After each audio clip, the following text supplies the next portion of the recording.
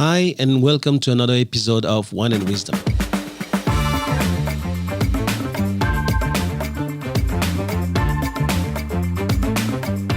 I'm Thomas Le Hoang, and you're listening to the TL podcast, where knowledge is shared and no one takes themselves too seriously.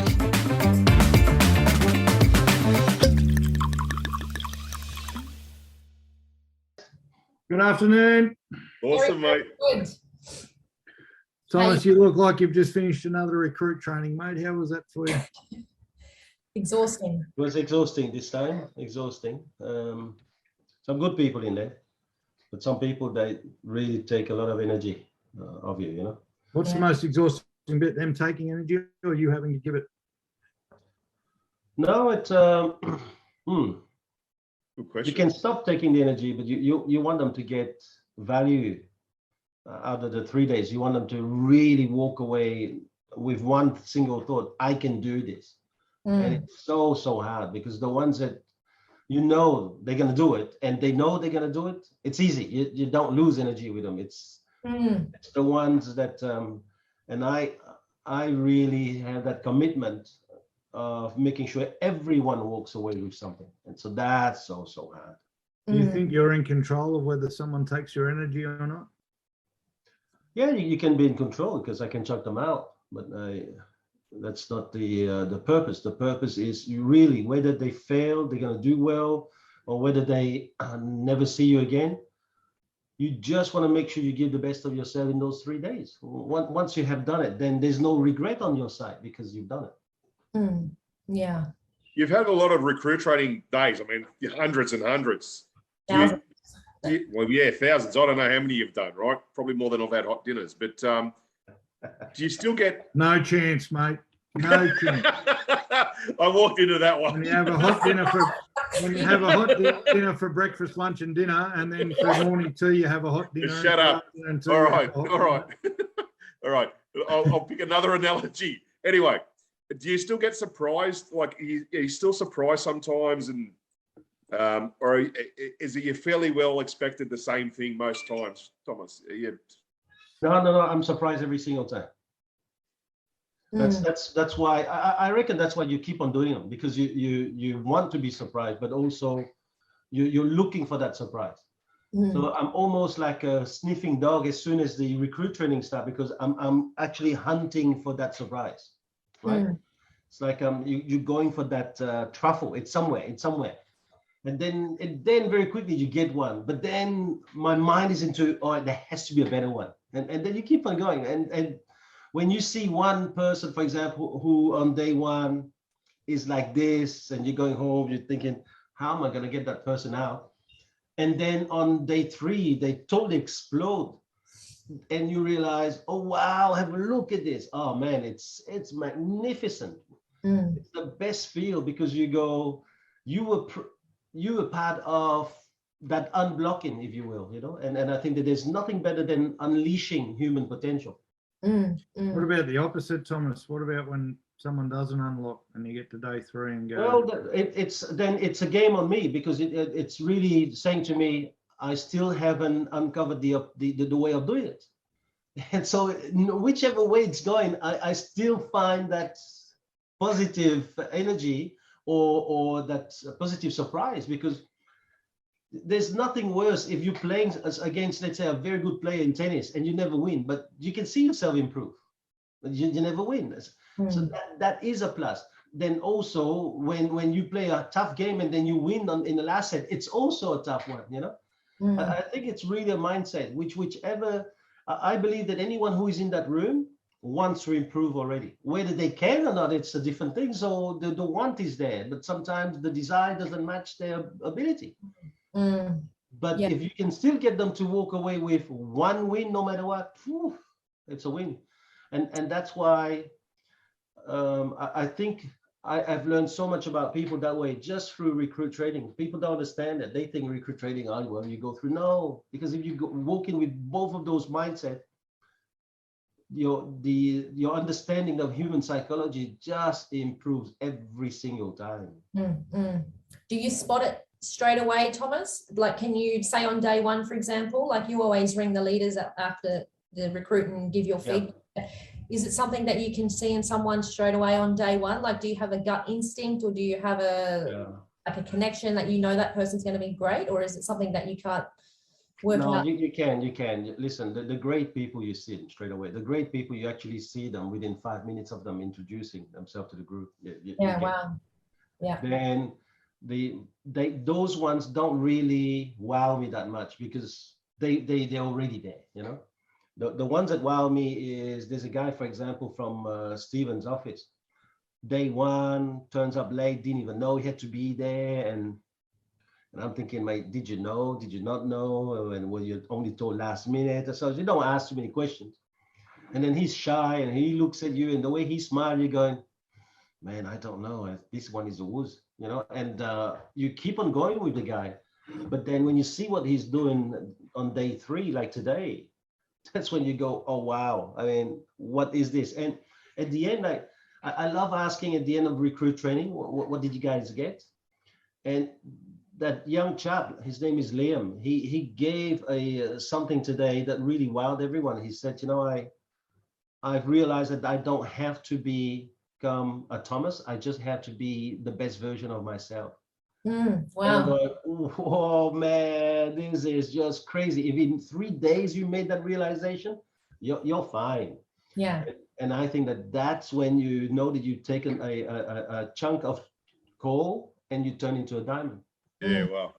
Yeah, that's All great. right, enough attention on Thomas. What's the good news? What's the good news about? Wine first. Wine, then news. All right. So let's start with. We all need a drink, clearly. Let's start with your wine and Cam.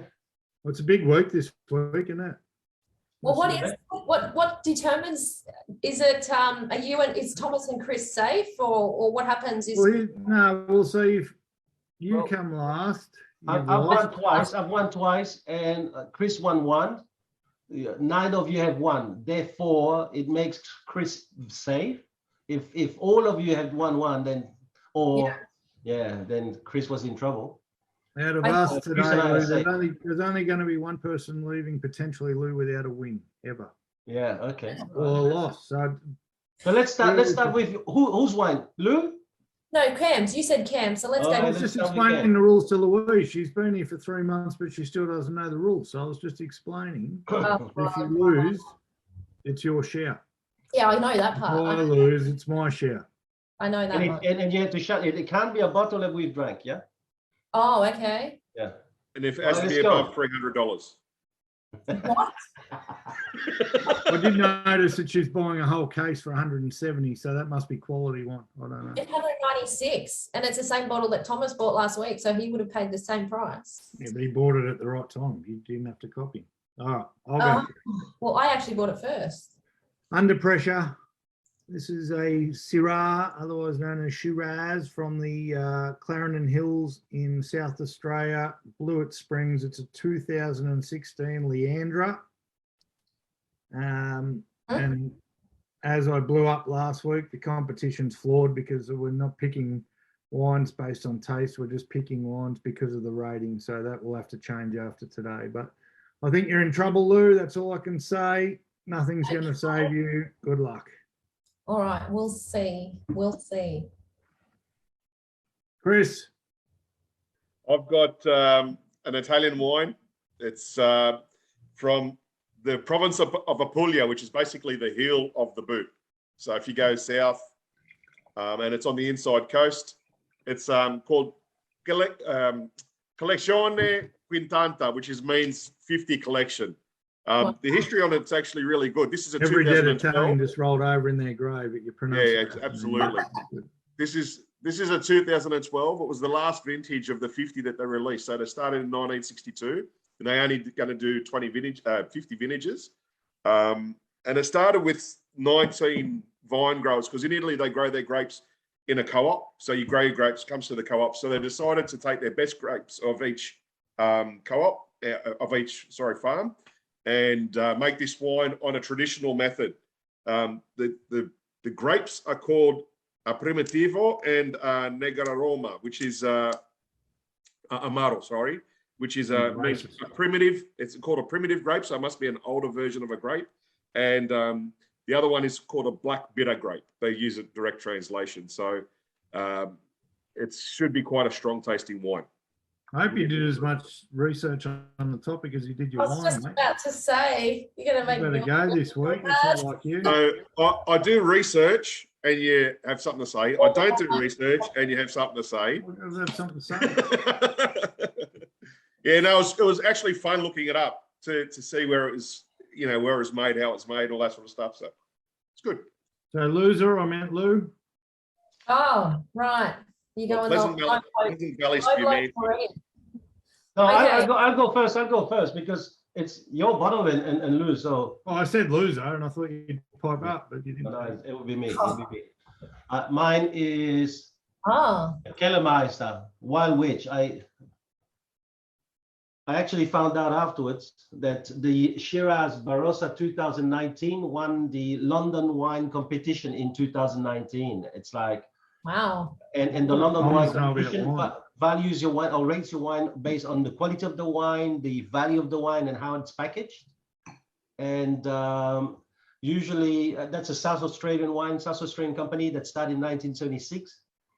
And usually, as soon as you win that, your company just goes straight away everywhere in supermarket because the London wine competition is pretty important. Wow. Yeah. So I'm looking forward to tasting it. I didn't know. Yeah, very good. Well, I have a bottle which was quite impressive when I found it.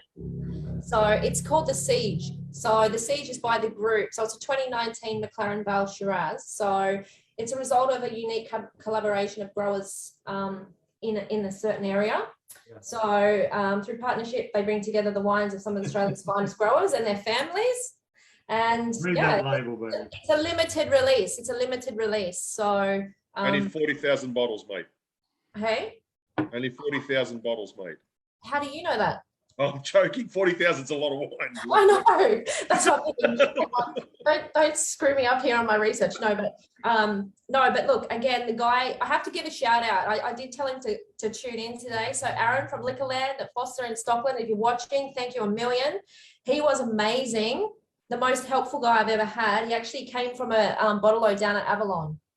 So, Very so good. really, really helpful. So for our next competition, he says you will not lose. I will make sure. Well, There this you go, competition Lord. here, by the end of this session, we will know who's lost. Okay.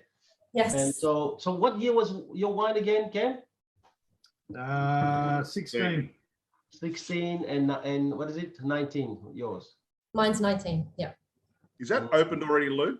Yes, because it was wax sealed Out and of cork, right? and it Okay. had a cork. So I made sure I It didn't. didn't look open. Yeah, I didn't do the rookie error like I did last time and forget the corkscrew. All right, people. Cheers. To Cheers. another good week. Very wet. Look at 3 Shirazes, and whatever this Yeah. is. How about it?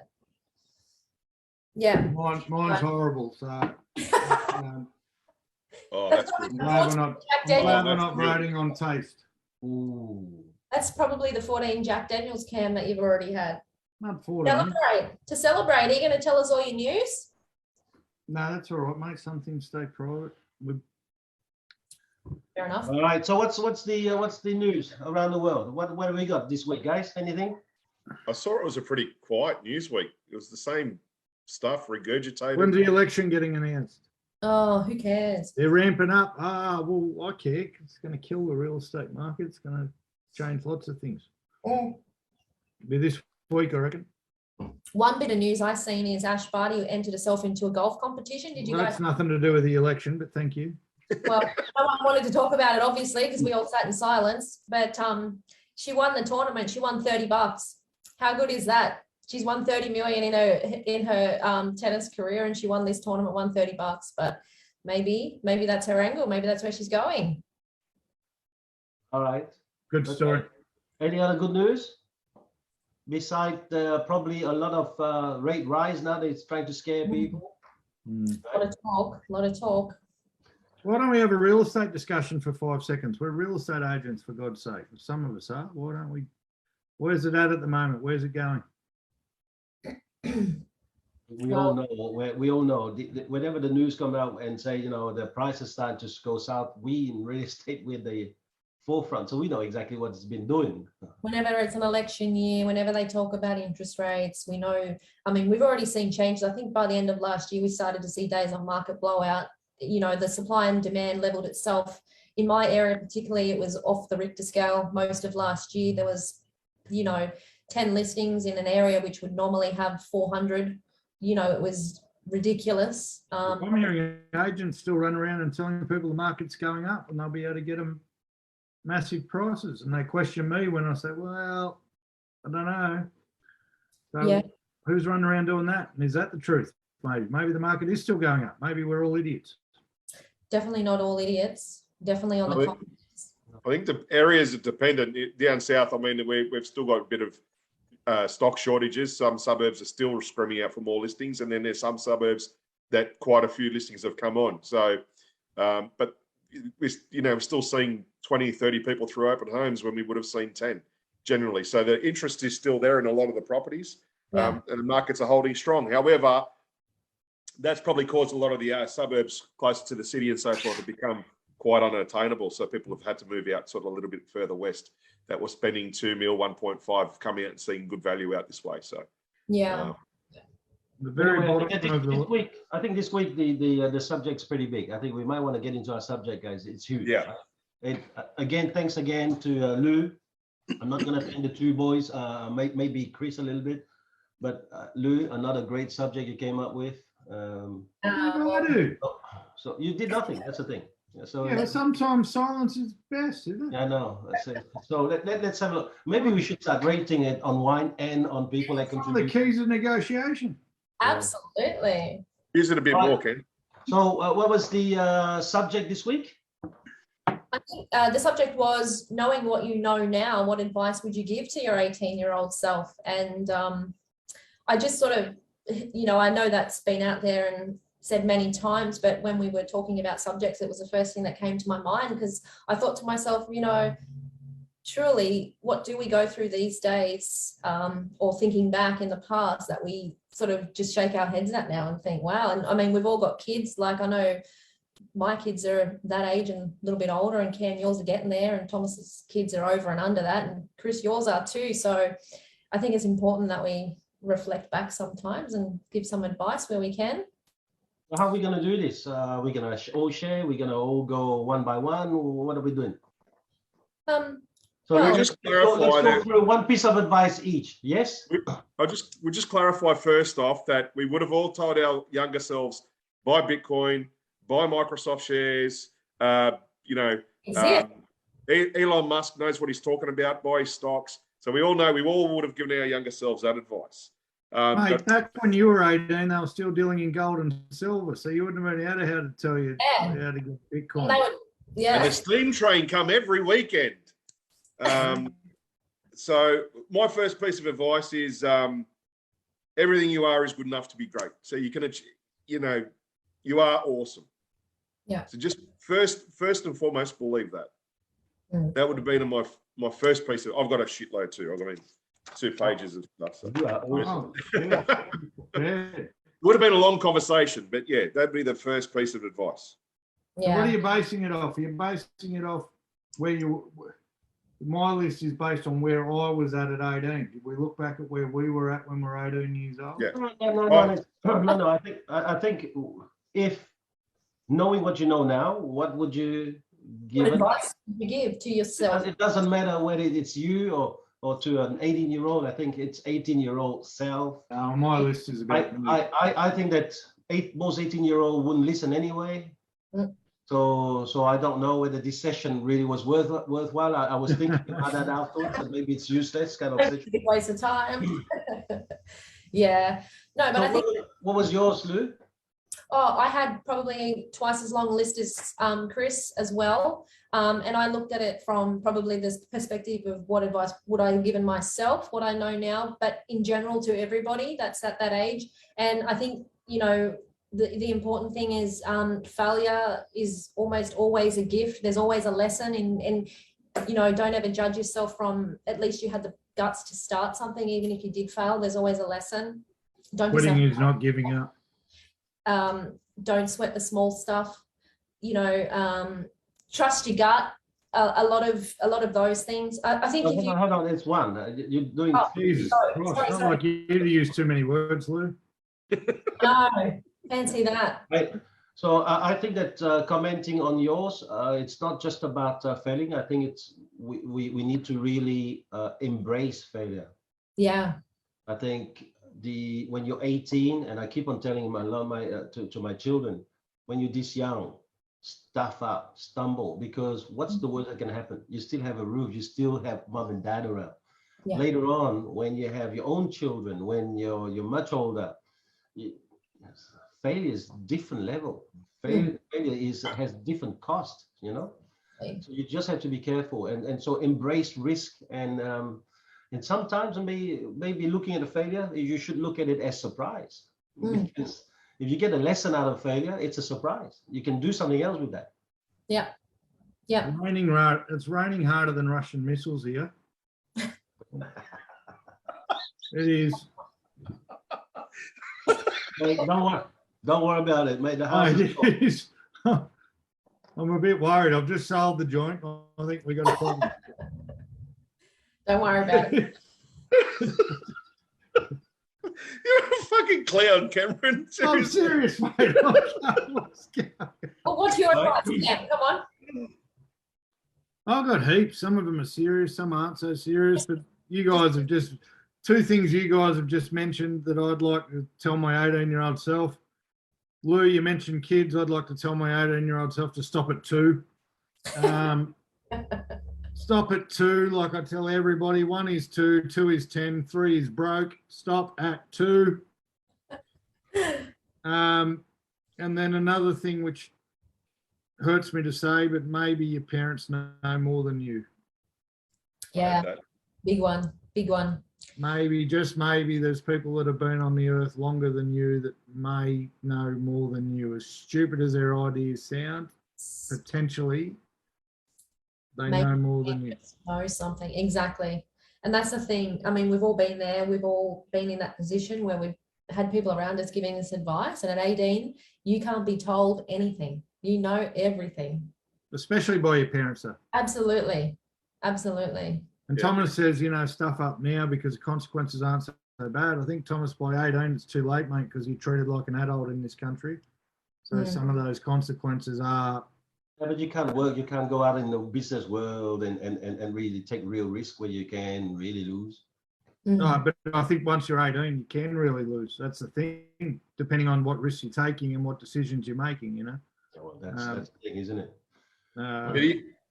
Taking the risks, I put in here, take risks, take big risks, but surround yourself with the right people that can help you to achieve. So it's okay to take risks. I think risk. I know that most of us are thinking straight away financial a whole lot, but falling in love is take a risk. So we're gonna have to really understand this. So when you're 18, falling in love, moving out with someone so that you can see whether it is the right kind of chemistry, that's a risk. Yeah. So don't just think taking a risk meaning now I have to go out and become a businessman. No, good enough. Yeah. Surrounding yourself by the right people doesn't necessarily just mean business. Yeah. It can mean relationship advice. It can be lots of things. So that was one of the things. But off the back of yours, Cam, with parents, absolutely. Listen to your parents. I added something, get to know them a bit better because one day you won't be able to. Yeah. I wouldn't listen to my father. He didn't know jack shit. But to get to know their story, my dad had a very...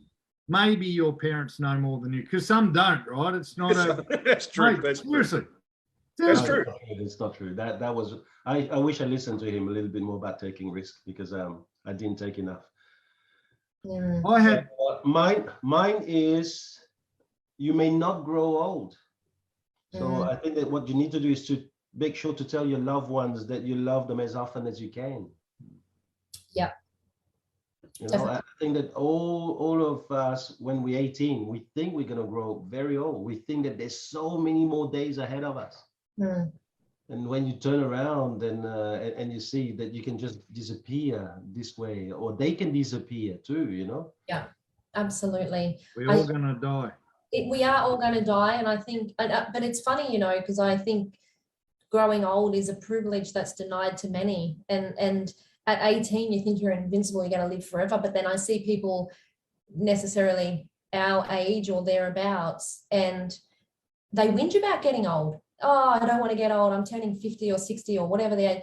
And I think to myself, man, at the end of the day, that's a privilege. Some people don't even make it to 30 or 40 or 50. I can't wait to get old, you know? I think that's a bit presumptuous, isn't it, Lou? Like you're not already? Younger than you, buddy. No, I can't wait to get old because I'm just so young and full of life. Fuck her. I am young. Younger than you, man. She's I'm younger than you. Man. I'm younger than you. Oh, light. Glasses. That was light. All right. So what about you, Chris? Your next one? Don't worry about what others think of you. They're too busy to thinking about themselves, you know? Yeah. So don't give a shit about other people's opinion. Just go out and do what you want to do. Seriously. Stop being a people pleaser. Just go and live your life. Hallelujah. It's a scary one at 18. It is, mate, very scary. And unfortunately, in the society we are in now, it's even worse. Yeah. It's even worse than what it was. I had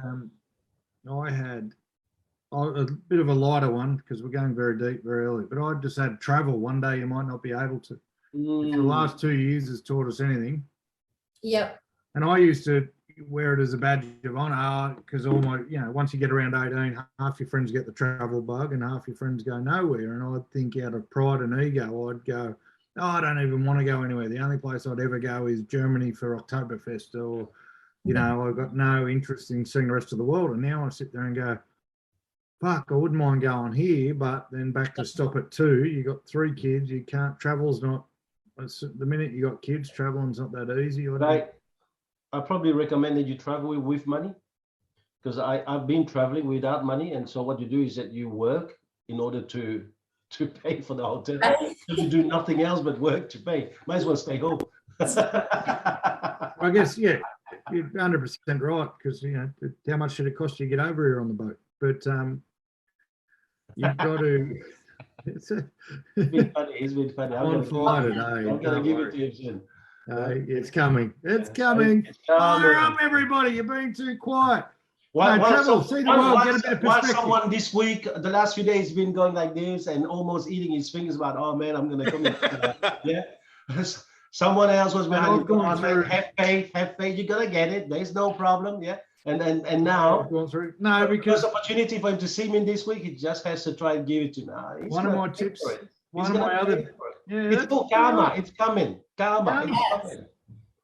One of my tips was actually don't believe what they're telling you. I think from 18 or from younger, we need to start thinking for ourselves. Don't believe what you're seeing on the TV. We talk about that all the time, right? So, but you say listen to your parents and then don't listen to them. What is it? Don't believe what they are telling you. They's in air quotes, right? And they meant the world when I wrote it. It was.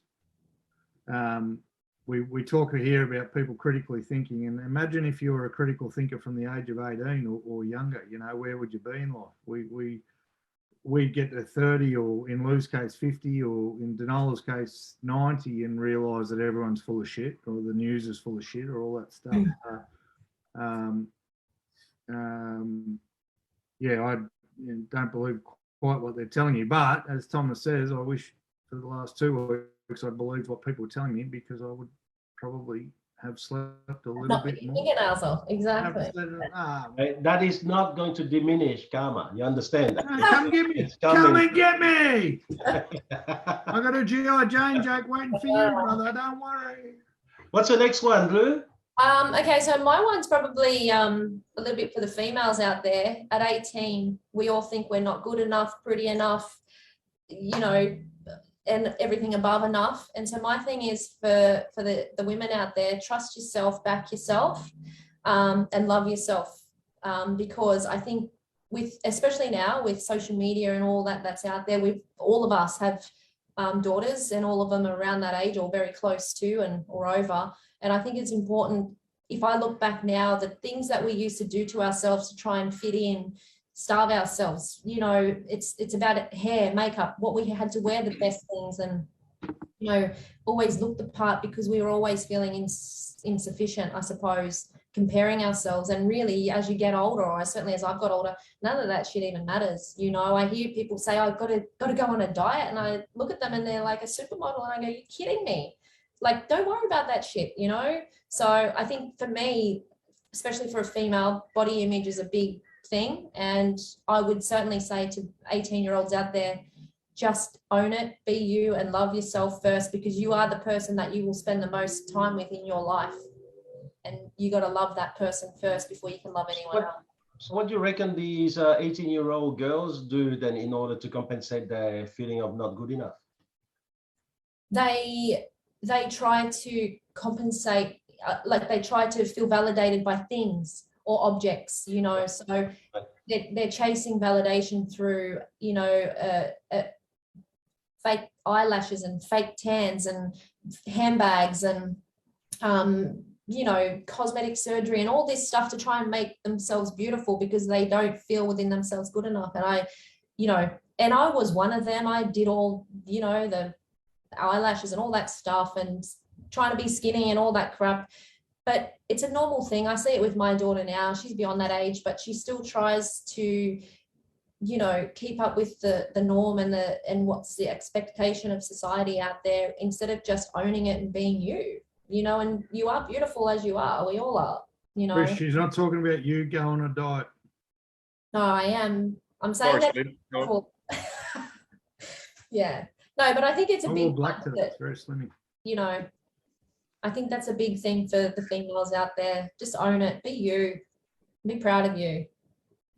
Yeah. Nice. What else? Chris? Travel light, both inside and outside. What was that? Travel light. Okay.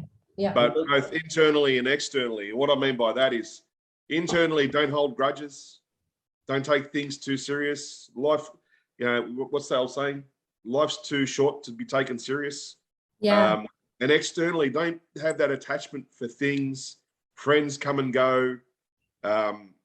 You know, even traveling. Thomas made a joke about traveling with money, so you don't have to work for it. Travel light. I traveled Europe and I had a backpack, and that was it. And I was gone for 8 weeks, and it was probably one of the best trips I ever did. I went by myself. I went by myself, and you know. Hey. Did you have money? Not a lot, no. No, not a lot. But you had money, so you didn't have to go to work to pay for the hotel room. This is true. This is true. I stayed with relatives. I stayed with relatives when I was in Italy, and I paid for most of the trip. I paid for 30 days, a Kentucky tour on 30 days, so all that was already paid for. But the alcohol bill still put my credit cards over the top. But he just said feed me, and he was all over it. So, but travel light, but mostly internally. Don't hold grudges, you know, that sort of stuff. So that was my next one. Yeah. Nice. Cam? You're all boring me, to be honest. Everyone did their best. I had another one. Was I'm like, you know, hell, dude. I said, pick up a book. Pick up a book, you idiot. That's good. Everyone goes through a gap. Well, I don't know about everyone, but I was quite literate at school, and English was my highest scoring grade, and read lots of books and creative writing, all that stuff. And then I left school at 17, finished school at 17 and didn't pick up a book till I was about 30. But the first big book I picked up changed my life somewhat. Yeah. And I employ people now who have never read a book or can only go on Audible because they don't know how to read a book or don't like a book, and pick up a book. Was that the 4 agreements, Cam? Yes. What was the 4 agreements? Funnily enough, one of mine was... Why does he laugh? Thomas laughs because we actually spoke about the 4 agreements in one of our podcasts. That's why you remembered. I remember. I knew that was going to be. Yeah, well, I sent it to you because I wish you'd pick up a book every once in a while, learn something. I know. Because I said it. If I was talking to my 18-year-old self, I said look into self-help. Read Napoleon Hill to start with, because you know, for you guys, you fortunately come into this industry a lot younger than I did. where I only started 13 years ago, and I was 38 at the time, 37, 38. And I didn't even know self-help, that self-help section in the library was there. I actually never walked into a library. I bought most of my I reckon if you called it self-help to your 18-year-old self, you would have told yourself to go fuck yourself. Yeah, possibly. Right. But that's why I said to read Napoleon Hill as the first book. I think That's the first real one I read, and I thought it was amazing when I read it. Four Agreements is the first book I ever read that told me that it doesn't matter what people think about you because they're only thinking about themselves, which is a point you brought up earlier. Right. You know, I think the biggest issue we have in life, especially kids of that age, is worrying about what other people think of them. And the Four Agreements was the first book that had explained it. Napoleon Hill, Think and Grow Rich, doesn't explain that, right? It tells you what mindset you have to have, but you can't have Napoleon Hill's mindset until you've come to grips with what people think of you doesn't matter. Yeah. And you know, and it doesn't help. Napoleon Hill doesn't help you if you're still talking shit about other people, which the Four Agreements tells you not to do. You know, be impeccable with your word. The Four Agreements talks about don't take stuff personally. Like we talked about Instagram and 18-year-old girls and worrying about all that sort of stuff. The Four Agreements says always do your best. That's the fourth agreement, right? And that everything we've spoken about so far fits into that book. Now, if you're going to say it in a way that an 18-year-old resonates, I don't know, but go get into self-help. That'll help. It's probably not going to work for you, right? But pick up a book once in a while, dickhead. Yeah. See how you go. Yeah. I wish I'd read the book a lot sooner. I think the other one is too that time waits for no one, and I think it was Napoleon Hill. That did he not say that? What did he say, guys? Help me out. The quote that he talked about time. Don't wait. The time will never be right, or something along those lines. You know how many times? Write better notes. Yeah, possibly, but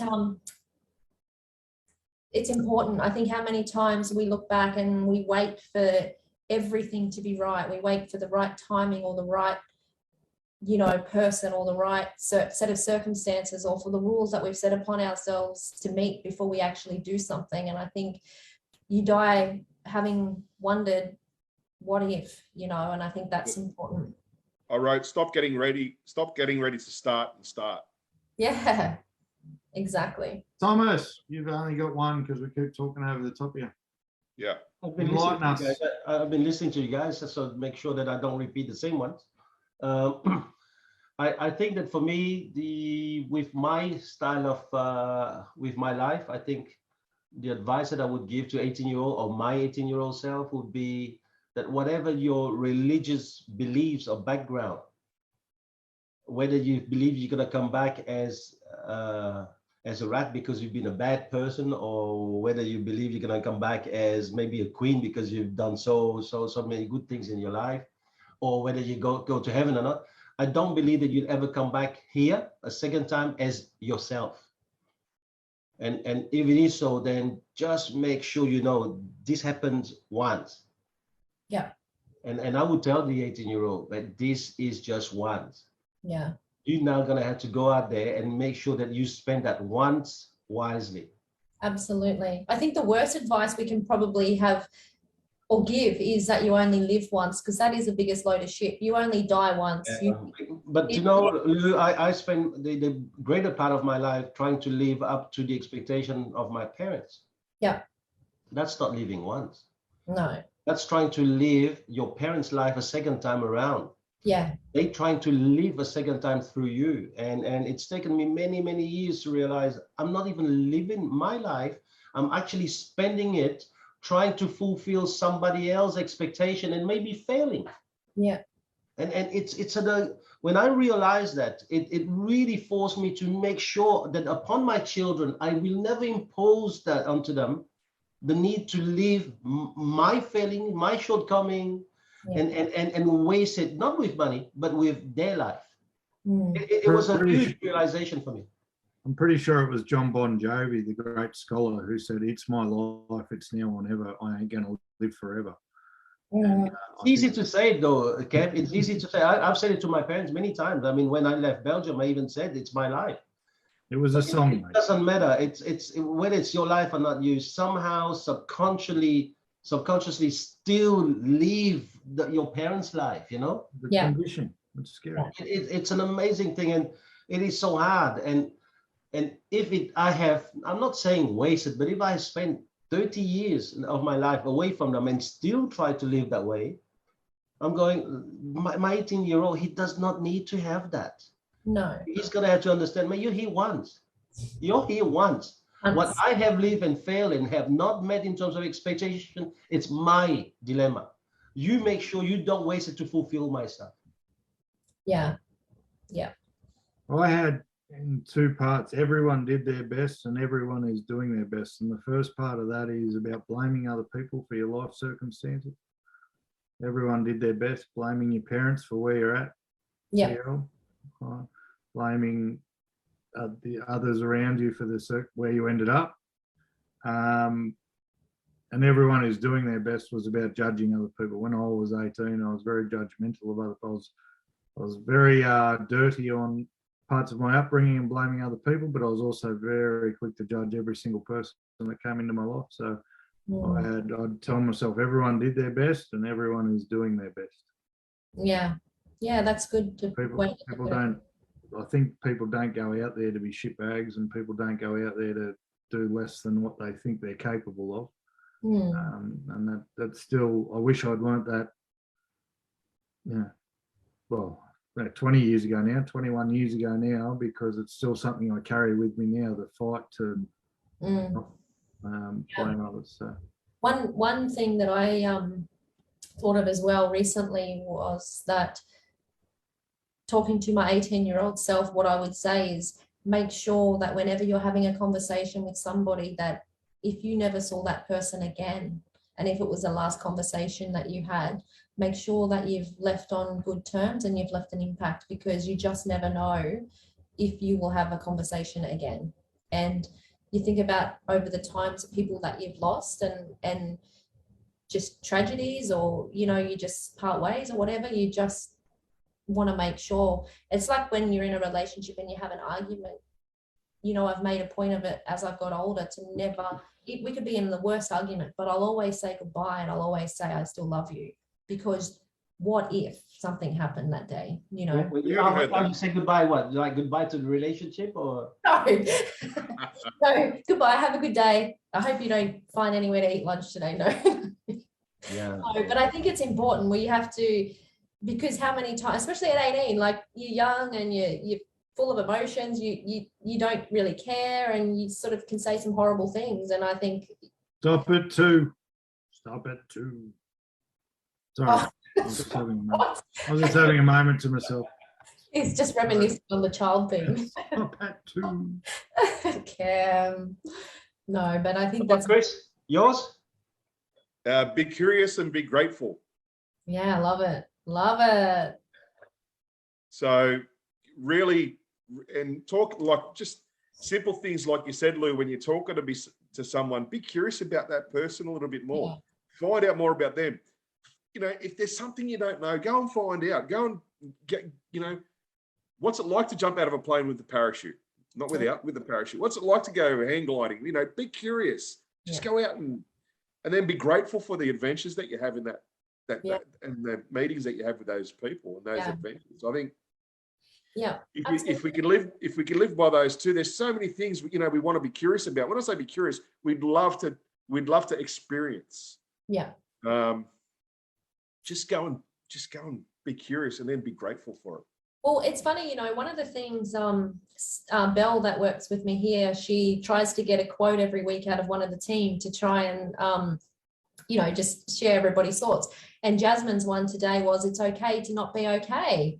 And I think that's important and a good lesson back, that sometimes we feel like if we're not okay, we're not allowed to ask questions or for help. And because we're supposed to be strong and in control and know all the right things, it's okay to not be okay and ask for help. I think that's a big message as well that we should send our 18-year-old selves, because do you know what? Too many people think it's not okay to be okay. And that's when we have mass suicide rates in 18 to 40-year-old men and, all the rest of it. It's okay to not be okay and say, hey, I need help, or I'm stuck, or I'm struggling. I think that's a big one.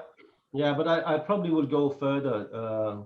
Lou, because when you say it's okay not to be okay, sometimes we're not empowering people. I think that first, Yeah. people have to try their best, Yeah. and then it's okay to ask for help. Yeah. That's the thing, because otherwise we'll have a generation of people who are constantly like, going for help, and if they don't get the help that they want, then they will still check out. I think that the first rule is to try your best. Mm. And when you ask old people, they say, listen, learn to be independent, but also learn to ask for help if you need it. And I think that learning to be independent has got that level of, you have to try your best. Yeah. Yeah. I mean, in terms of following on your asking for help, my next advice is watch your association. Yeah. You have to be careful that in your life, you're going to have fun friends. It's okay to have fun friends.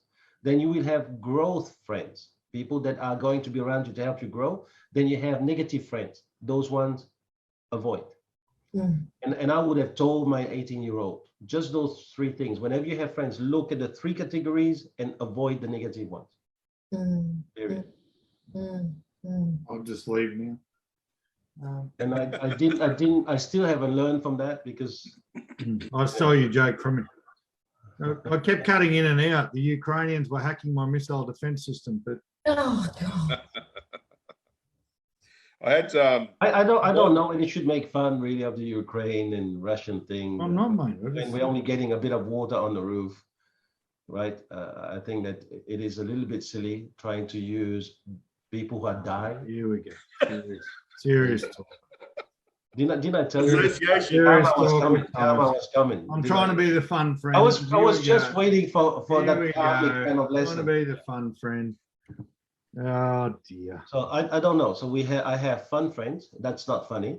Then I have growth friends, but around me, around Ken, I'm not really growing. So maybe he belongs to the third category. I I don't already know. fucking said that, mate. What I took your joke from What about no, on a serious you. Got note, something you want to say, mate? how many times and we teach our kids this, and we're taught this, or I certainly was, respect your elders. And I think that's one thing that I'm not feeling like it at the moment. I can tell you that, right? None showing on here.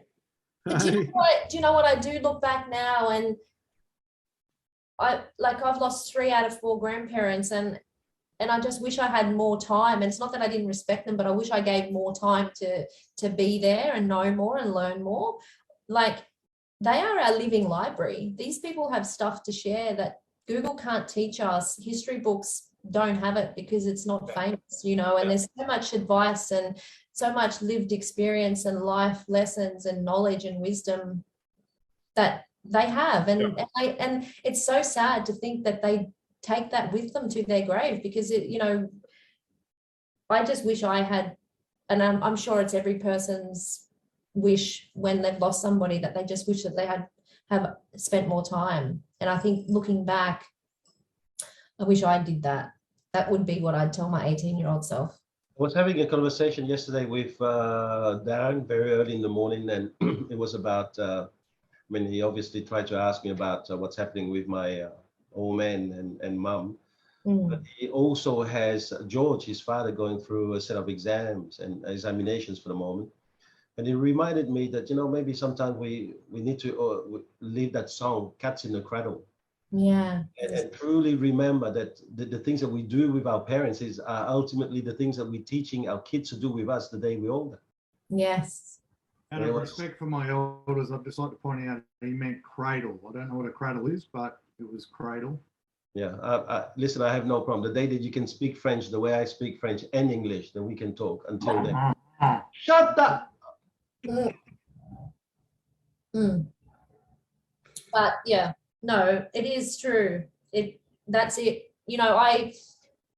I have a pretty good relationship with my parents now, but I haven't always had that. And I think one of the things I don't know if it's every kid, maybe you guys can help me. You guys have got kids as well, but it's almost like when I have something to say or I have some advice or whatever, they would rather listen to somebody else than me. And it's because I suppose sometimes when like my mum would ring or my dad would ring and I'd be like, not now, I'll talk to you later kind of thing. And I see like sometimes my kids act that way, and I sometimes have thought, have I taught them that? Because that's how I teach that's how I treat my parents. But I guess the lesson is that, and it's only just coming to me now, you assume that they're always going to be there. You assume that they're always going to be there and that you can always talk to them later because everybody else was just like me.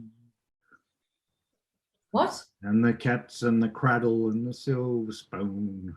Little boy, little man and the moon. When you're coming home, son, I don't know when. We'll get together then. You know we'll have a good time then. It's sad. It's sad, you know, but don't we all do that? Yeah, we do.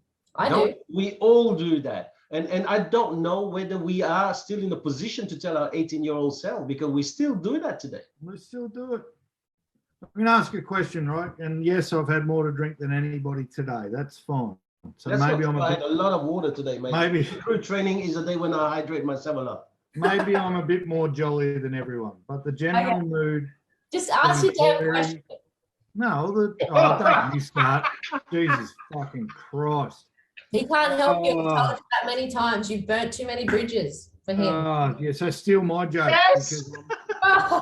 That's your joke. Write your own material, woman. Let's go back to WhatsApp and see whose joke that was. Anyways, carry on. It feels to me like the mood is very introspective, right? No one's up and about. As looking back at your shut up, Lou. As looking back at your 18-year-old self, hurt you, hurt us, or and maybe hurt's the wrong word, but we're talking about this shit like we're at a funeral, to be honest, and that's why I said you were boring me. I only have one thing on my list that could be counted as regret, and it was first on my list, and that was stay at footy. It's worth way more than your dickhead friends. Like, I ruined a footy career because of the people I was hanging out with. I could have bought a house much sooner had I stuck to rugby league. Thomas is saying no. But I want to ask about when you studied for this podcast or actually had to think about it, because the way we're talking, man, it's like part of us died. So are we full of regret? Are we full of regret? So this advice, and funny you should bring this up. I've written this out and I'm reading through it and I'm going, this is advice that I should be reading daily to myself now. Yeah.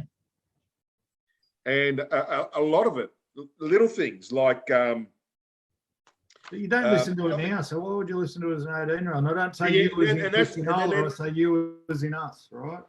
But look, interest, like for me, I never had anyone at that age to sort of guide me or, show me a different way or speak into my life. And I may have, and I didn't see it. And that's the honest truth. I may have, and I didn't see it at the time. But should we be more excited that we've got some ideas for our 18-year-old self? We're all depressed. Look at us. No, it's very valid. It's not depressing, Cam. I think that we're talking about advice, and advice are a bit more serious. It's not depressed.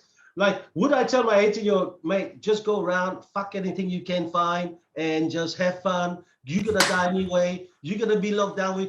Really? Am I going to? Come on, man. That's the advice that a 16-year-old will tell. You can tell that everyone's deep inside, right? So it's going to have to be a bit more serious, Cam. I'm not saying it can't be serious. But we don't have to take it negatively. I think we don't need to take it negatively. I think that intelligent people will take it very positively and say, do you know what? I am not going to make that same mistake. Exactly. But it takes a lot of intelligence to really sit down and really think that, hold on, I can really spin it into something positive.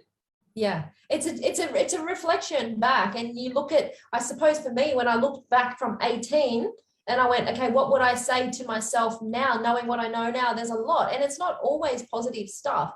Interestingly enough, I hope it would make more sense. Well, do you know what? It only needs to make sense to me and no one else, and that's all that matters. It doesn't really matter. That's been very clear. But the thing is, interestingly enough, to give a little bit of light to Cam's misery here, when we start our sales meetings every Thursday, we start with... She's killing him today. She's killing him. Second time. We start with gratitude, okay? So every sales meeting, we go around, what are you grateful for this week? This week, I did it different. I spun it up today and I said, guys, I don't want to know what you're grateful for. I want to know, what would you do, knowing what you know now? What advice would you give to your 18-year-old self?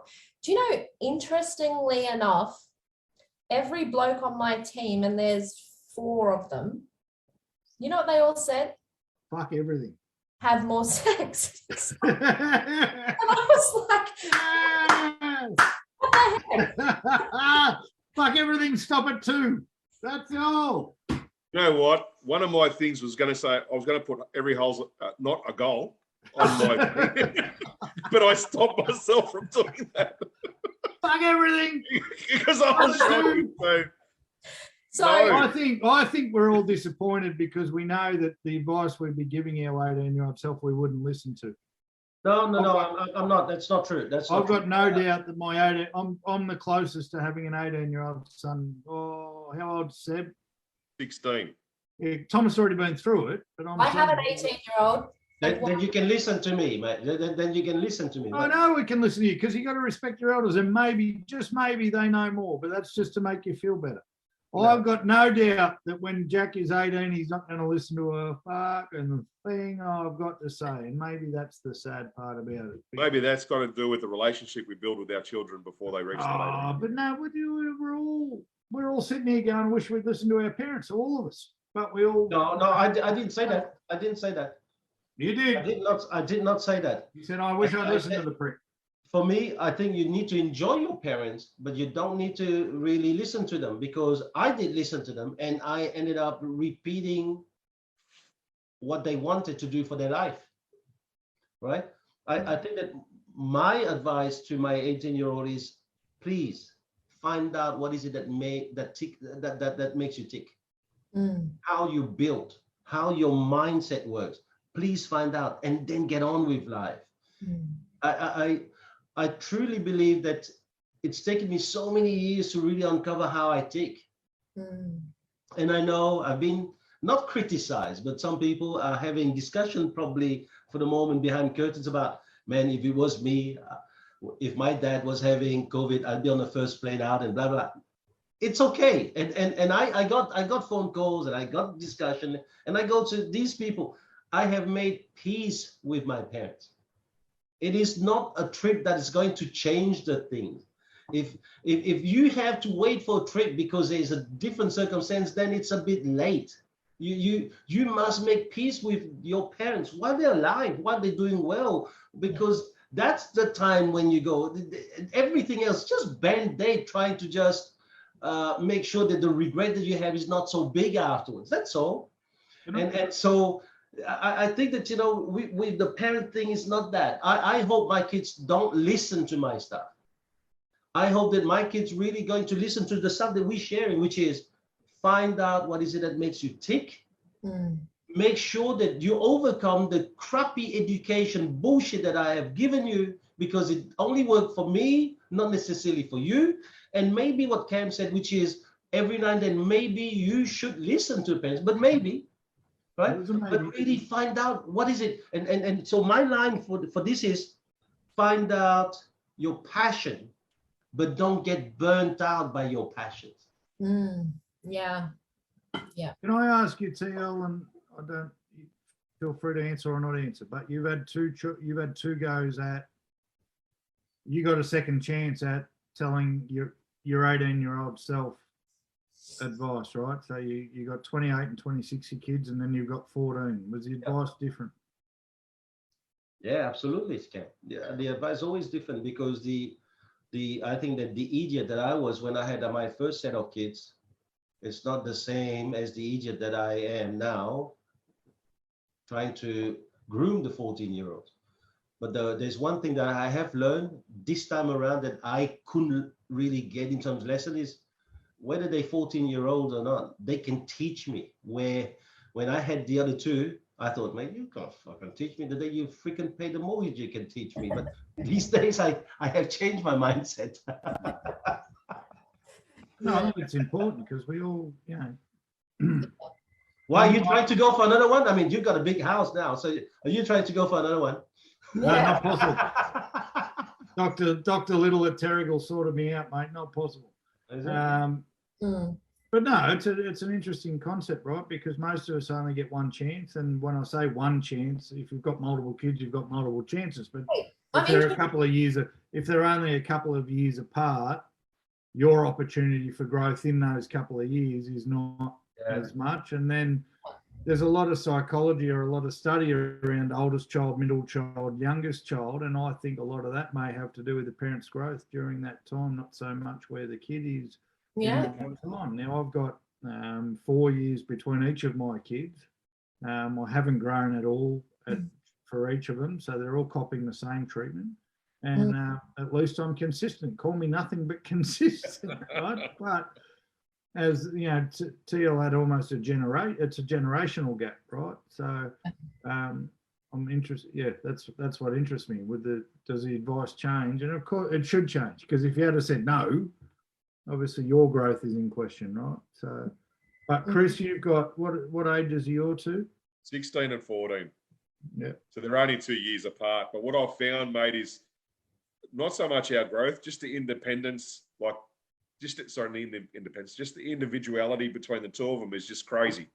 And you've got a boy and a girl, right? So yeah. And so first, second child, it's just crazy. And how much they are like each of us, a carbon copy of each of us. It's just. So then does the advice change between male and female then to open up another can of worms? Oh, Italian, mate. Absolutely, they do change. So your 18-year-old self, we're talking to boys at 18-year-old, and we're saying fuck everything.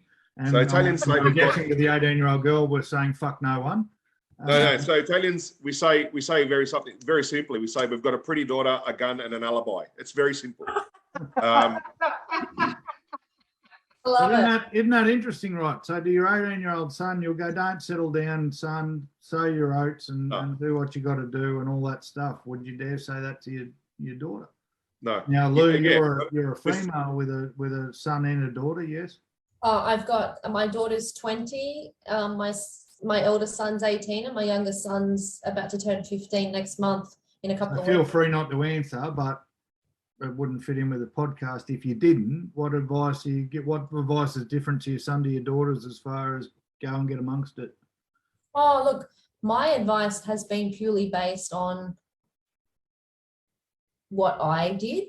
Like, as you guys know, I had my kids young, so I really pushed for them to really pursue their careers and a good education. I dropped out of school in year 9, as you know, and I didn't want that for my kids. I had people telling me that I was making the wrong decisions when I was young, and but me being me and pig-headed, I decided to do what I wanted at that age, and thank God I did, because I wouldn't regret a single thing, as hard as it's been.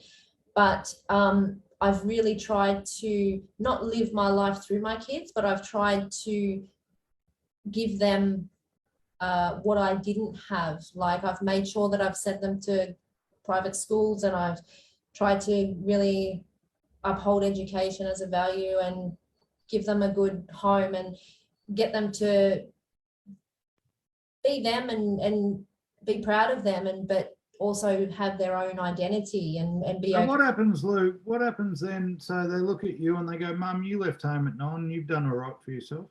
9. I wasn't 9. Year 9. Sorry. Listen. Yeah. Been on it today. Yeah. You left school at year 9 and you've done all right for yourself. Yeah. Why shouldn't we? Yeah, I know. And you had a kid young. Why, you can't tell me that I can't have a kid young. Look what you did. Yeah, I know. And it's a big topic. And I think thank God, I think what I've done I allowed, rather than allowing the people who told me that I was making every mistake under the sun, I allowed that to fuel my fire to do everything I could to. No, I understand that. I know why you did what you did, but you just said you wouldn't want your kids making the same decisions that you made. Why? When it turned out well for you?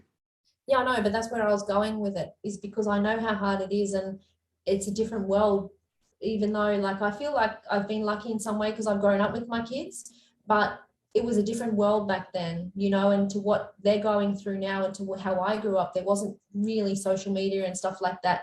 To do what I did back then now would be very, very tough. And, you know, I think one thing my life has taught me is if if it was to be, then it would be, but I wouldn't judge them, but I think I would try to advise them the best I can to not do that and to follow their career first and set themselves up, and then, you know. Are you trying to pass on to them your regrets?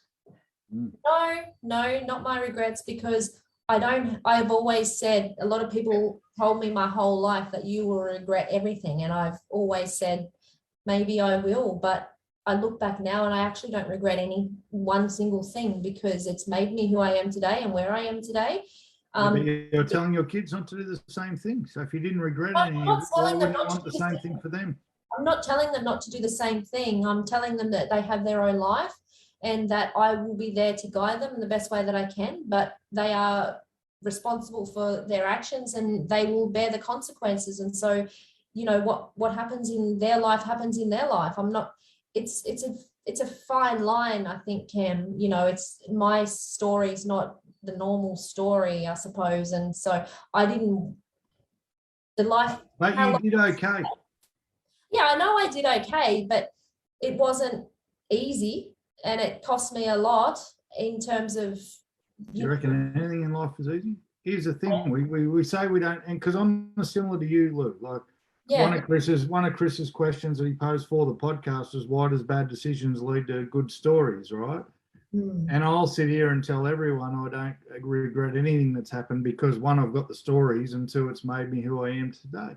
Yeah. I've got the tattoos to prove it. I've got a tattoo at every important point of my life. But yeah, probably the same. Do I want my kids going down the same path as me? No. So then you can't say that's don't regret it, right? And then you can't. She wants to say something. Sorry. Oh, she always wants to say something, mate. You guys had like 50 minutes, so now Chris going to have to. I think we've got to be careful we don't. I think we've got to be careful we don't steal the lessons from our children growing up, and just make sure they're doing 100% on whatever they put their mind to, but steering them in the right direction. We can only guide our children. We can't get them to tell them what to do. You asked me before, what's the different advice between my son and my daughter? There is different advice, but that is for advice for a boy to a lady and a lady to a boy, a man. You know, respect women, Bella, respect yourself, but respect men as well. Yeah. It's the same advice to them, but we can't rob the lesson for them to fail. We said before, fail and enjoy that failure. And I know we've made those mistakes. Not enjoy, embrace. Okay, and learn from it. I know for a fact, as a parent, we've already robbed lessons from our children, from young ages, from simple things about stopping them from climbing on a couch. Yeah. And you think about it, you think that is stupid. But can I tell you, it teaches them risk. It teaches them how to avoid risk. It teaches them so many things just from that one little thing. And we have done that as parents because we want to. And I think your kids gave you a bubble wrap bloody suit, right, Thomas? Yeah, they did. Right. Because I tried to teach them boxing lesson to kill other people. Here he goes. Here we go. He's been hanging on to it for a while. Here we go, bubble wrap boy. Anyway, my next thing for the 18-year-old self, it would be to really explain to him or her, but for me it's him, that we all have different stages in life. That right now you may be 18. What you think right now will change when you go to the next stage of life. And there are different stages. Just enjoy this stage, but don't ever think that what you think now is reality or universal truth, because as you go into the next stage, you will question everything that you thought would true. Yeah, 100%. 100%. One of the ones I've got is listen to your gut, but don't mistake that for fear. Yeah. Hold on, Chris, I'm going to ask you this. 18-year-old, we know where the brain is, about 3 foot from the ground. Yeah. So what kind of gut do you want them to listen to? Mine was tucked into my sock, so. Gotta say, guys, you have two heads and think. He got his feet crossed. That's what tucking his No, but it's very true. It's very true. Even at 18, I had some opportunities. Even a little bit older, I had some silly opportunities come my way. And I was, just anyway, long stories. I didn't take things. And I look back, I go, man, what if? Be curious. What if you just took that step? And things where I've gone, no, I shouldn't be doing that. And I fucking did it anyway, which I'm going, you idiot. Why did you do that for? Yeah. So just, but you know the difference, but you've got to be attuned to know the difference between your gut talking to you and fear stopping you. Yes. Well, one of my things was going to be feel the fear, but do it anyway. Because yeah, I like it. how many times, and at 18, back when we were 18, and I know a couple of you were 18 before I was 18, but you're fucking, I'm so young and I'm so pert and Hey, Ken, you give it to the old fella and me all the time. Suck it up, princess. Exactly. I know some of you. Picking on your age, she's the young. At least I do it to your face. I don't throw indirect statements around like, I know some of you here. Look at the accusation. I know some of you here might have been older than me when I was 18. Of course we were older than you. Fucking moron. Is that not we're wiser and we know more. Bloody camera. Oh my God. Anyway, forget about that. Lou is really owning Cam today. I don't know, Cam. You're on the back foot, mate. Calm down, princess. Oh, seriously. I mean you, Thomas, not Lou. She's owning you today, bro. What's going on? What is that? One of was speak up. What is that quote that we hear time and time again? And you guys can probably help me out. I don't know whether it was. You need help now. All of a sudden, you need help. We know what? Fuck off. Don't piss on an electric fence. No, it wasn't quite. I thought of this thing, the thing that bloke said in that book I read, but I can't know what that book is that I read. It was that thing that guy said, surely you've heard of it. Voice telling you. Shut up, Cameron. Listen to that voice telling you to pull out because you're making a dick of yourself. Anyway. That's why I said stop it too. Stop at two. No, but anyway, but seriously, guys, I can't remember it, but what is it that they say? We'll be more disappointed in life by the things that we didn't do rather than the things that we did do. Be curious. Be curious, but feel the fear and do it anyway. How many times do we hold back? And Thomas, you teach us about this in our training and stuff, but the rules that we set upon ourselves in life when we will be happy when, and we will be successful when, and I think as a young person and as an 18-year-old, you're successful when you have a nice car and a house and you're earning this amount of money and blah, blah, blah. So we never reach success in our mind, or we'll be happy when we're married and got kids and blah, blah, and blah, blah. Like the rules that we put on ourselves at a young age is pretty ridiculous when you look back, because sometimes it's just not possible. Sometimes people don't reach that till they're 45 years old. Absolutely right. I have some friends who think that they'd be happy because they have a triple car garage, and I'm telling them, I'm not supposed to swear. I've been doing so well for the last month. I'm doing that for you this week. Danola, you're the only one who's still fucking. You're all right, buddy. The other two can go. Oh, black's not flattering, Cam. Mate, I'm getting messages here telling me how sexy I look. So I'm all right. I've been working out. Don't worry about the big that must be a scam or something. Are you reading those messages through beer goggles? Lou's been sitting there all week asking people for help. What can I say to Cam? What can I say to him? As if pull your bloody leg. No, but what are you talking about? Asking for help. I don't need help. All right, let's move on. So, another thing I've got, another piece of advice I've gone, your task not done today will double tomorrow. What was that? Who's going to listen to that at 18? Probably not, but that's something I would say to myself. But that's an advice. That's an advice. What was it? What was it? A task not done today will double tomorrow. You're never coming to my triple car garage, Thomas. I've torn my hamstring every week. Yeah. But I listen, Cam is my mate, and he's seen my property, and I've got 7-car garage. That doesn't really bring you happiness necessarily. Yeah, but one of those garages is full of old exercise. You paid $350 to mow your lawn, brother. It's going to cost me $3.50 because I bought this much grass. I don't believe it. I don't believe it, brother. I've seen the vegetation you have. It looks like, but what is it? The garden of the botanical garden in Sydney. Botanical gardens. Yeah. That would be nice. Anyway, so I would really love to give, even though I have to say I came to Australia for love, and I have to say my advice is recognize ego versus self. Yeah. Because I think that when you're 18-year-old, you only listen to ego. It's about me proving to the world that I'm anything good. And I mean, I came to Australia for love. And you know what? Through all of this, my wife really has helped me change for the better. So in the end, I ended up being a winner anyway. That's questionable. But yeah, I know it is questionable because sometimes I make mistakes by being around you, for example, Ken. But let me just finish a line.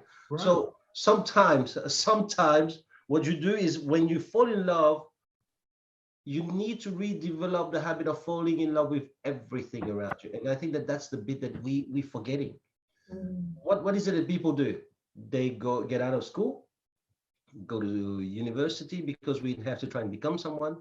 And sometimes if we make a mistake and get into a situation where we have a family or children before we even fulfill our dreams, we're now stuck into trying to survive. Or afterwards we get a job and then we get stuck into surviving. I think we need to learn to really fall in love with everything. Yeah. Definitely. I would tell my 18-year-old, keep on doing that. Yeah, definitely. Anyway, Kev. Yeah. He's put music on. He's put music on. I can hear it. What is that song? God arrived just the other day. So much like a man that's usual way. And bills to pay. I learned to walk while I was away. There used to be a song there used to be an ad many years ago about drink driving. People start to sing when they shouldn't sing. Don't drink drive. What are you talking about? Remember that? You're singing when you shouldn't be singing, mate. That's all good. Why, mate? It was a good song. A good song. Great. Terrible singing, though.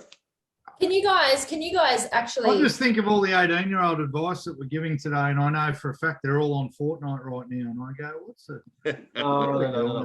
No, I'm telling you now, the advice that we try to give to 18-year-old actually are advice that we're giving 26, because these days when they're 26, they're still freaking 18. Are we still giving ourselves advice? I reckon we're still giving. No, we're giving ourselves. So I'm saying to you, I wish I was 18 today, because I could be 18 until I'm 30, and still be around mom and dad, stuffing around with their fridge, eating whatever it is. And when dad sends you a message to mow the lawn because it's gonna rain over the next 2 days, who gives a fuck? It's like, and there's no problem. Alex Hoang, mow the fucking lawn. Mow the lawn. And you still do that, and dad is sitting there. And you still don't realize that dad had to get onto the machine after a long day of work. He still do that because he's going, you know what? I have to do it because the kid doesn't give a shit. But you know what? When he's around, he still wants his food. He still believes that his ideas are the best. And so I think that these days, these kids, we're talking about 18-year-old, but I'm thinking 18 can go up to 39. Yeah, I have a theory, right? And Thomas will argue with this because he's so wise now. I'm so wise. I've grown so much. I reckon we get to a mental age and we never grow older. I still feel in my head, I still laugh at the same jokes now at 39 that I did when I was 18. They're still just as funny. I still find the same things in life exciting. That's why people of music, right? Take music, for example. We all listen to music from our generation, right? We don't like the new songs, or we don't, everyone goes back to whatever. I reckon, honestly, we get to a mental age or maturity. And for the most part, that's where we are for the rest of our lives. I cannot believe for the life of me that I'm turning 40 next month, because I'm still the same 17-year-old dickhead that I was And yes, things have changed. I've got businesses and I've got family and I've got this and that, but the maturity level and the level that you're at, I'm still the same guy. In 20 years, your wife's going to be very disappointed with the 17-year-old that you are. Okay? She's been very disappointed with the 17-year-old I am for a long time. 17-year-olds don't last long, but it created 3 of them, so we've done all right. Okay. You know, that's why Crystal's looking for more garages, because if you can go home by mistake into a different garage, you might think that you're in a different home. The 18-year-old me, I'd say, think of indoor cricket, mate. You'll last longer. What are you doing at 18? But seriously, I reckon I'm stuck. I look and I go, and I was telling someone in the office today, I said, look at this.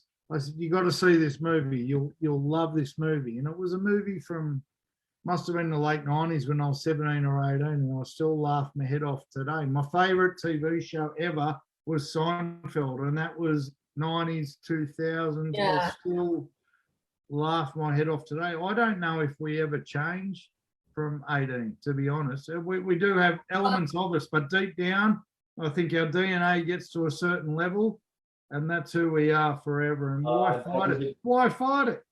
No, I totally disagree. I totally disagree. I think that you've been hanging around losers, hence why. But I have to tell you now, the version I am today is way, way above the version I was at the age of 18. Yeah, but is the DNA from the 18-year-old still there, mate? Are you still at core? No, I think your personality is always who you are. And absolutely, but the way you think is so different. This is why I believe the different stages. Absolutely. You know, the things that I used to say to mom and dad, you were so wrong about it. Now I sit down and I go, you're so right about it.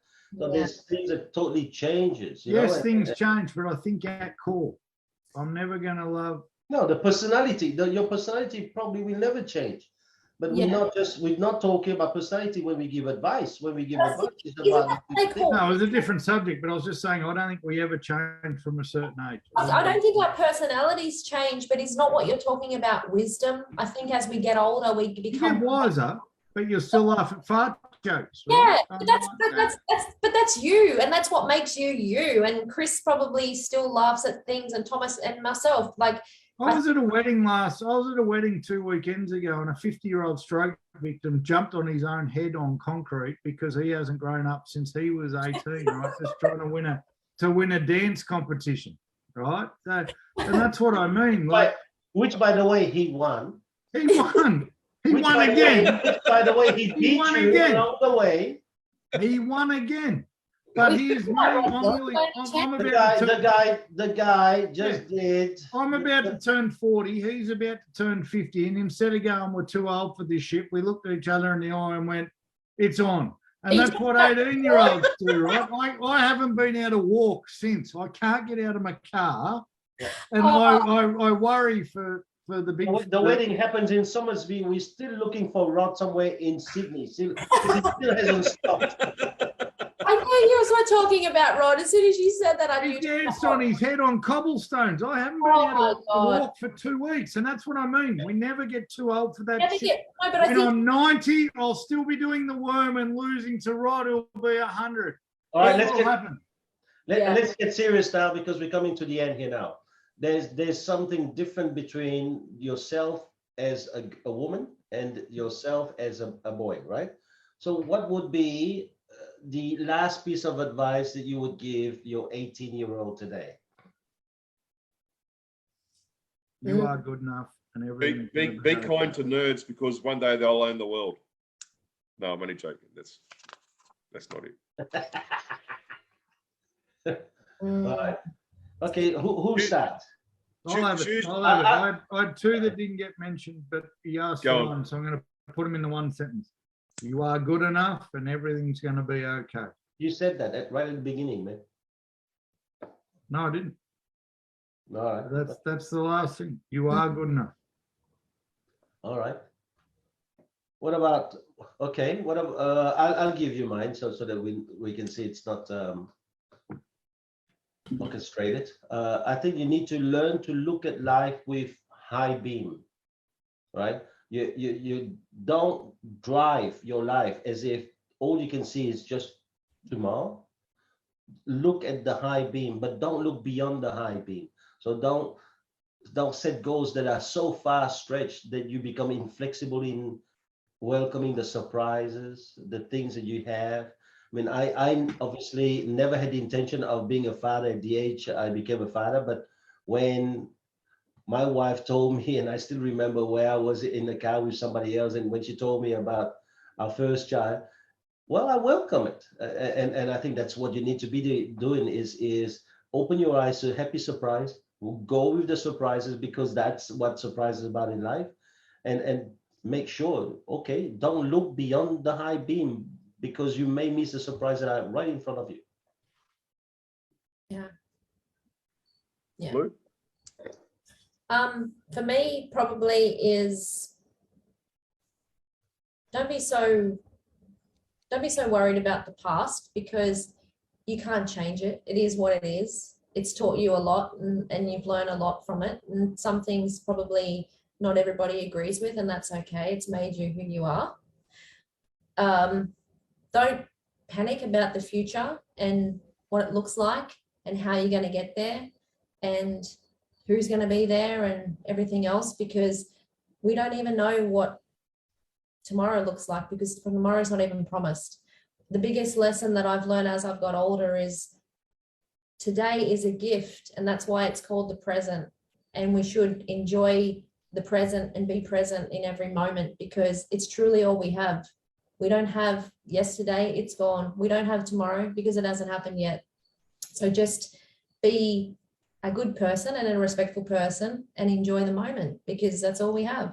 Meanwhile, the 18-year-old's already checked his phone 14 times while you were saying all of that. That's okay. He's in the We're going to keep it short and in the moment. enjoy the yes, mum. Yes, mum. Yes, mum. That's okay. So my last one would be just be kind. Just be kind. But most importantly, be kind to yourself. Yeah.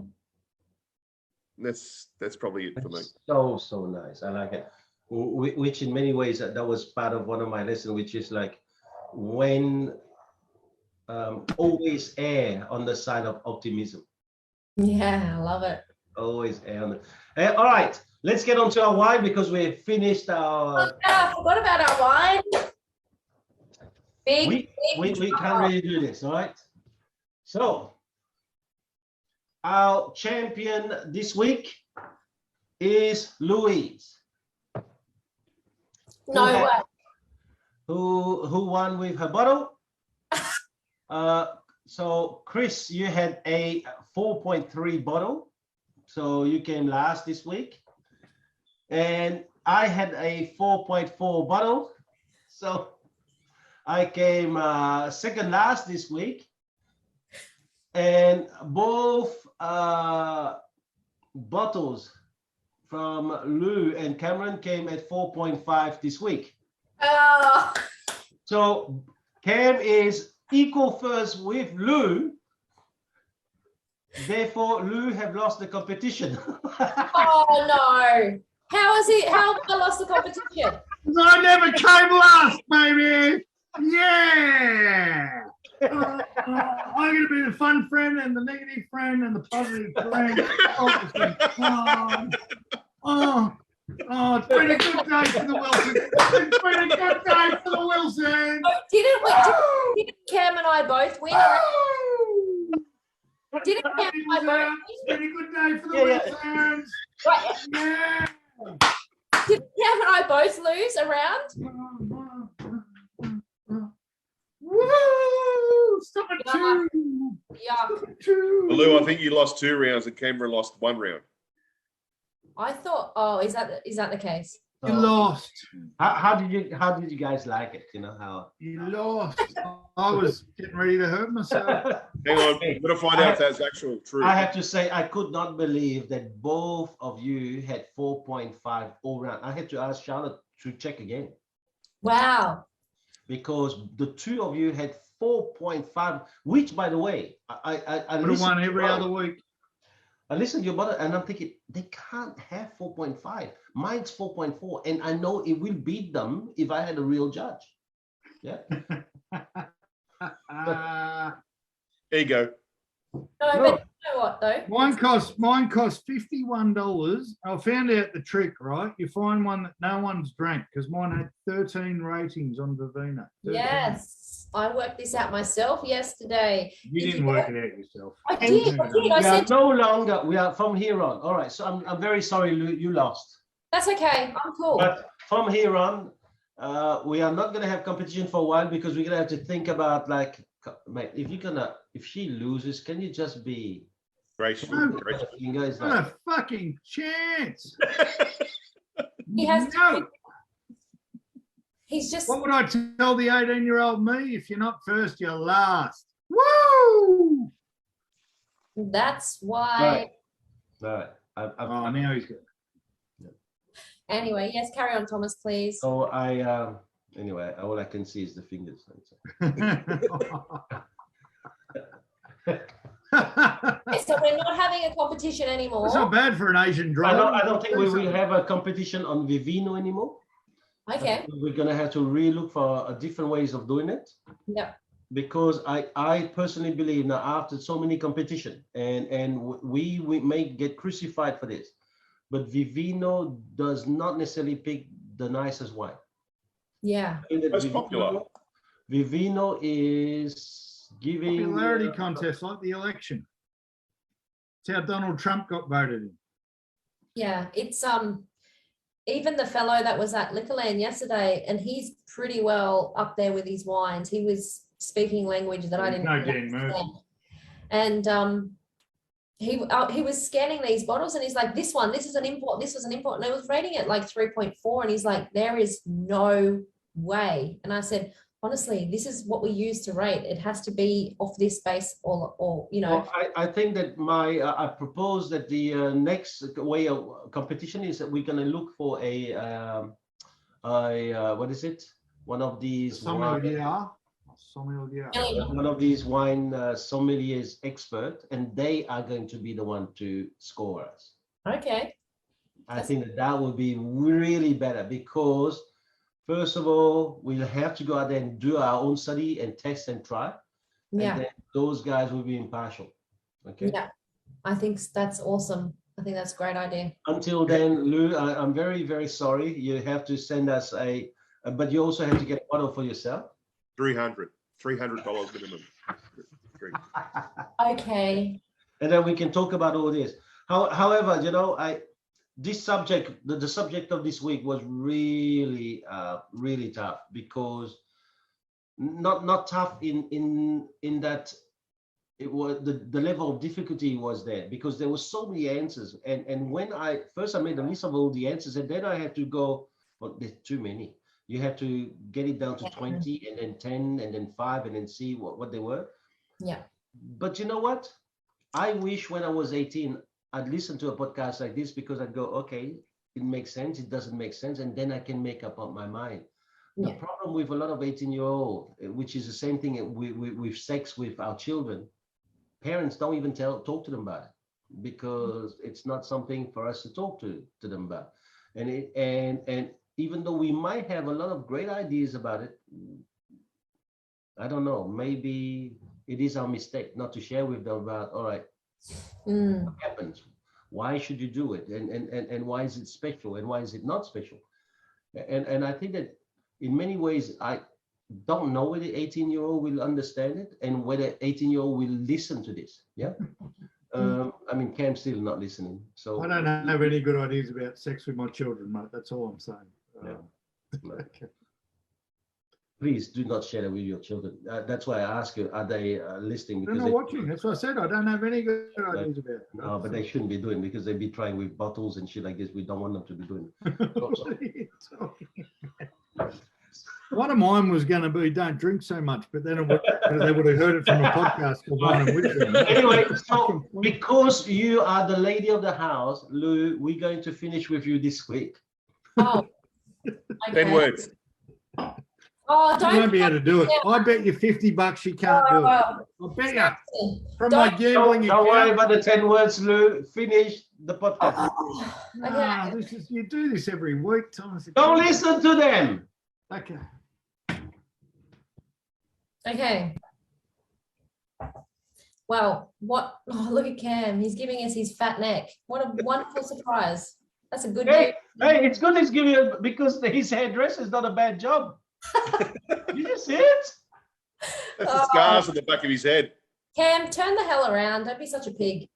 Anyway, I think at our 18-year-old self, I think Jesus Christ. Sorry. well, are we being serious? Are we here to bloody be You serious? said you had 10 words. I don't have 10 words. Fuck you, 10 words. I don't have 10 words. I have as many words as I want. I come up with a subject every week because you don't have Stop stalling. Stop stalling. I Stop come up with stalling. a subject. I have you put me on the spot. Give me time to think about it. Yeah, oh, Jesus. So I think Global warming. Okay, anyway, so I think 18-year-old self, I think a lot of what we touched on, feel the fear and do it anyway. I think trust yourself, trust your gut, back yourself. For the women, know that you're enough and that you are enough and you will always be enough. You don't have to please anybody but yourself.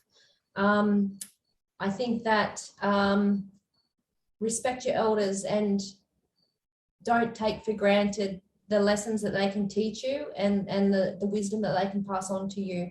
I think as we get older, and I'm guilty of it myself, we sort of assume that they'll always be there and they'll always be around. But, you know, one day you'll wake up and they won't be. And you'll wish to God that you had more time just to pick their brain and learn what they knew and share what they experienced. I think that's the important thing.